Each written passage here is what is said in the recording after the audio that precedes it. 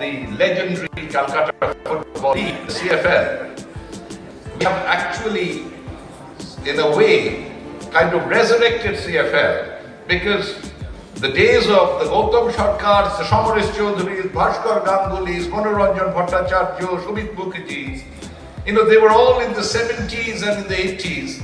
And the best, the most important league in the country to look forward to was the Kolkata Football League.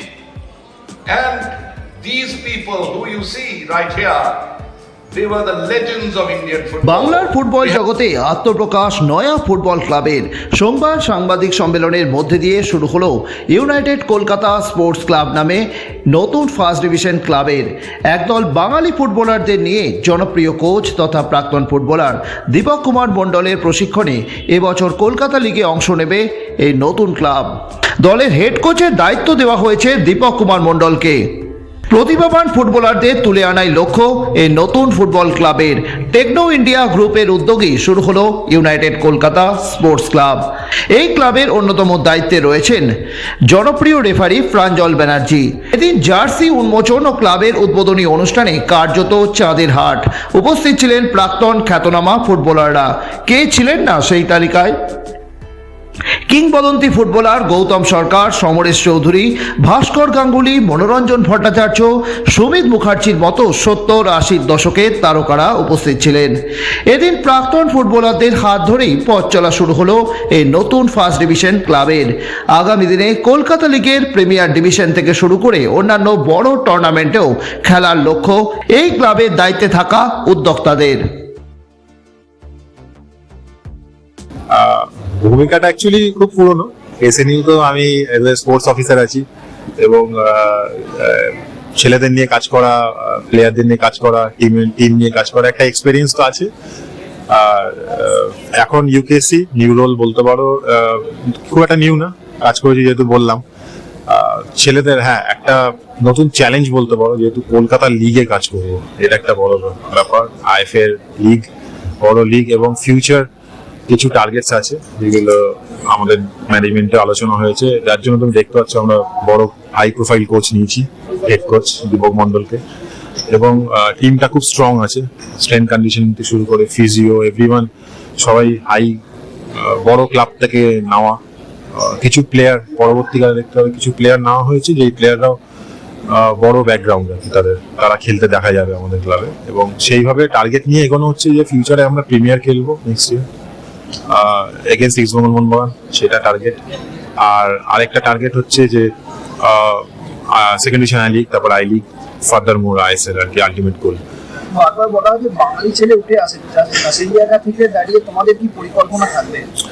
তুমি দেখবে যে আমাদের ক্লাবে সব বাঙালি ছেলে, আমরা কোনো ভিন রাজ্যের কোনো ছেলেকে ট্রায়ালে ডাকিও নি বা আমাদের সেরকম টার্গেট নেই। আমরা চাই যেহেতু বাঙালি ছেলে কমে আসছে, তাদের একটা জায়গা দেওয়া, স্টেজ করে দেওয়া।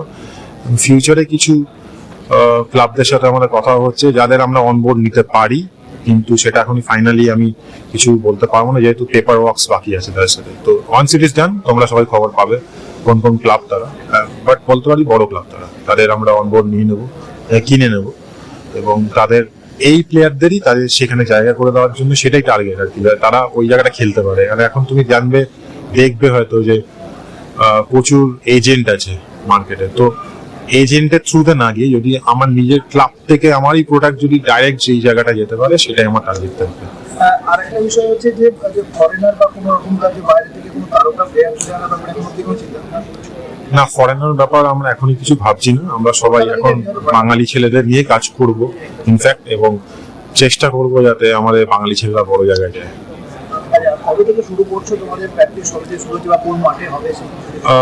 আপাতত জিডি মাঠটাকে আমরা একটু রিকনস্ট্রাক্ট করার চেষ্টা করছি। জিডি মাঠটা সল্টলেকে, সুশ্রুত আই হসপিটালটার ঠিক পেছনে, সেখানটা আমরা চেষ্টা করছি। আরেকটা আমাদের নিজস্ব ইউনিট আছে বাটানগরে, সেখানে একটা মাঠ আছে, সেটাকে আমরা কনস্ট্রাকশনের মধ্যে রেখেছি।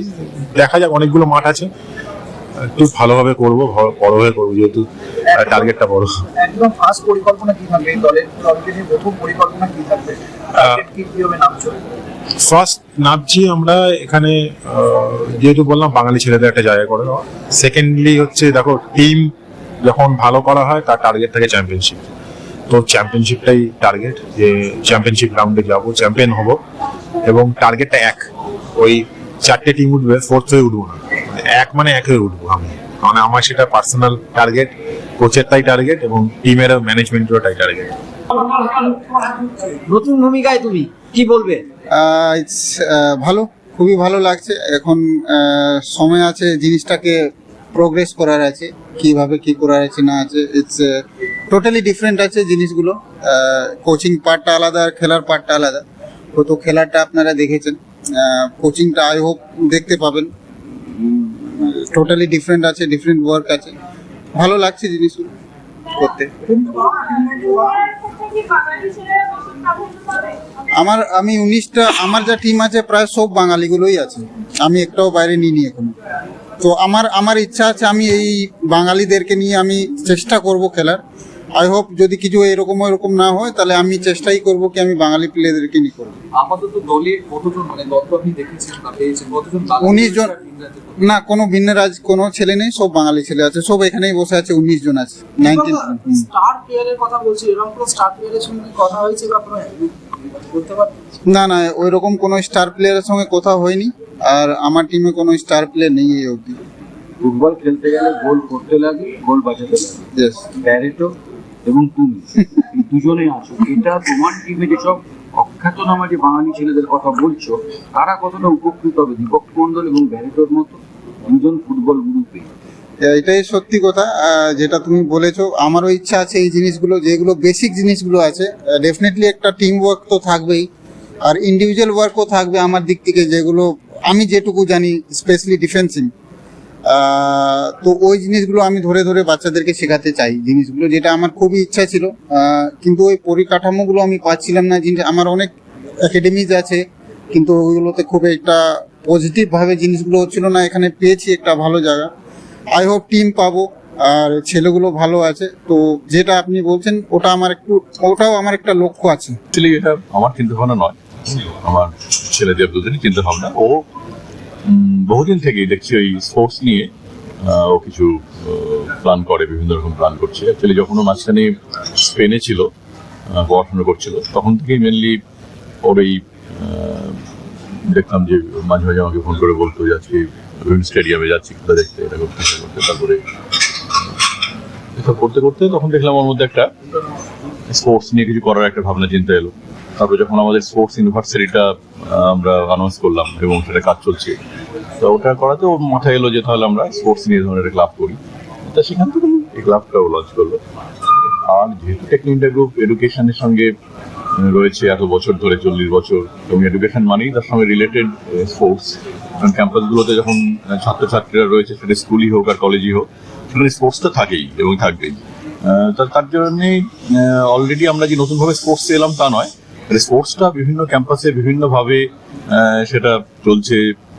এবং আমরা আগে ফুটবল নিয়েও অনেকদিন আগেই কাজ শুরু করেছিলাম, ব্যারেটোকে সঙ্গে নিয়ে আমরা ওই টেকনো বিএফএ বিভিন্ন স্কুলগুলোতে ট্রেনিং প্রোগ্রামগুলো শুরু করেছিলাম, এবং আমাদের স্টুডেন্টরা খুব ভালো করছেও।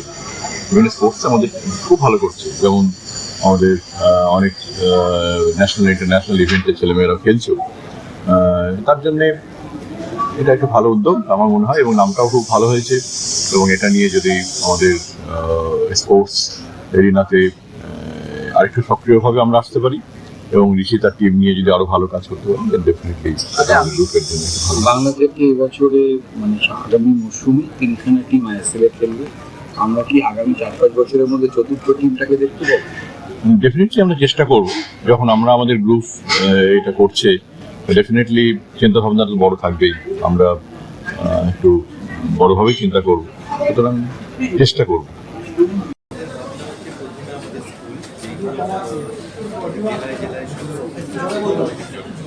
আমাদের মেন হচ্ছে যে আমাদের স্কুলস, যেগুলো জেলায় জেলায় আমাদের স্কুলস আছে, কলেজেস আছে, তো সেখান থেকেই ডেভেলপমেন্ট স্টার্ট। স্কুলে অলরেডি গ্রাউন্ডস থাকে, সেই গ্রাউন্ডসগুলোকে আমরা আপডেট করছি, কমিউনিটি গ্রাউন্ডস বানাচ্ছি, যেখানে শুধু আমাদের স্কুলের স্টুডেন্টসরা না বাট আদার স্কুলসের স্টুডেন্টসরা ওই ফেসিলিটি ইউজ করতে পারবে। ওখানে আমাদের জেলায় জেলায় উইথ দ্য স্কুলস আমাদের কোচেসরা কাজ করবেন, কোচেসদের সাথে ট্রেনার্সরা যারা আছেন কাজ করবেন, যাতে একটা গ্রাস রুটে পৌঁছানোর জন্য একটা বেস লাগে। তো আমাদের বেসটা থ্রু এডুকেশন ইজ অলরেডি দেয়।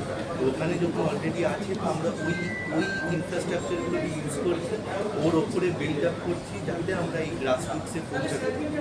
এই পৌঁছে তারপর আমাদের কাছে এক্সপার্ট কমিটিজ আছে, great coaches and technicians available, they can do their work. Sourav Roy report, Maidan update. That's Gautam Sarkar. In his heydays, he was a threat to any opposition.